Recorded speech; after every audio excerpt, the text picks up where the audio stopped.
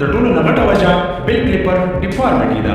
عام طور د میل ټیسټیز د تیرې په شان یو سټرکچر یعنې سکروټم ته په مضبوطۍ سره نښتلي وي چې د هغې په وجه د ټیسټیز د ټیسټ کېدو چانسز ډېر کم وي. خو د بیل کلیپر ډیفارمیټي والا د میل ټیسټیز د دې تیرې سره کلکې نه وي نښتلي او داسې قسمه میلز ته د ټیسټیکولر ټارشن خطره ډېر وي. د دې نه علاوه ټیسټیکولر ټارشن د ډېر ایکسرسایز کیدی شي.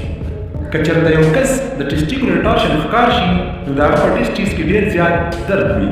د داسې کس ټیسټیز راوپړسېږي او د بل ټیسټي په مقابله کې بره هم وهېږي.